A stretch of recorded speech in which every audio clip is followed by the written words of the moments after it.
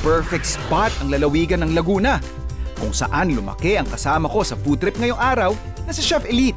Alam mo, nakakatawa kasi ang food scene dito sa Laguna, payak lang. So hindi grande, wala masyadong fusion na mga cuisine. Unless pupunta ka doon sa mga restaurant talaga na mga medyo fine dining levels na. Pansin ko sa mga taga Laguna, kasi syempre dito ako lumaki, pansin ko hindi kami nakakain ng walang sausawan.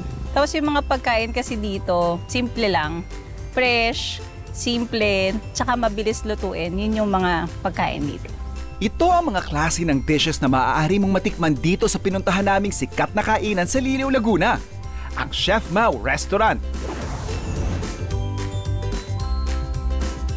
Grabe yung pako nila, oh, fresh.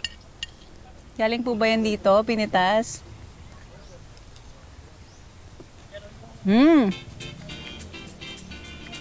Malutong pa yung pako, ha.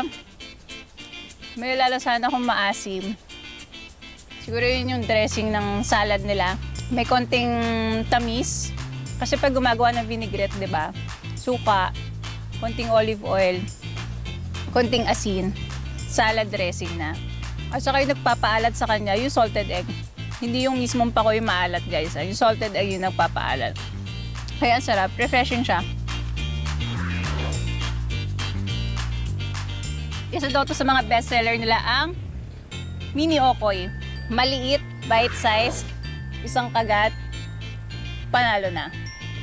Siyempre, may nakita ko ditong masarap na suka. Sa Kalamba kasi Okoy namin, para siyang chocolate hills. Nakaganon. Then maraming mga alabang sa loob. Alamang, bagoong, mga hipon, na iba't ibang size ng hipon. Ito, nakakatuwa kasi para siyang chicken nuggets.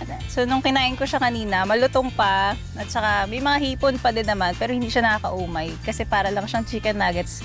One bite lang. So masasuka na may mga bawang. Perfect. Balita ko, special order lang to.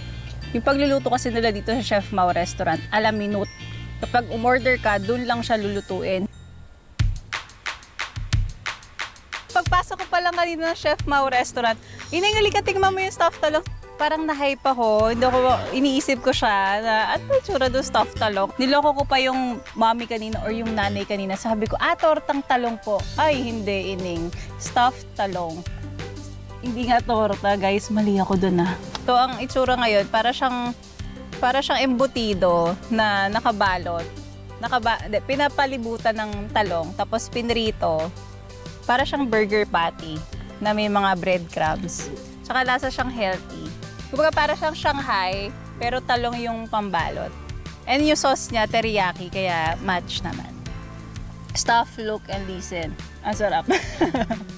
Tumawa kayo, nakakatawa yun, diba? Hindi ko ito ubusin, sige. Meron pa ditong ang kanilang ginataang cara beef. Thinking ko kasi, akala ko matigas. So ngayon, the usual beef na may cream-based sauce, masarap siya. And yung cara beef, malambot. Masarap siya pag may gata. Naiit-it nung laman yung gata. At kaya siya lalo sumasarap, diba? Kasi puro laman nga.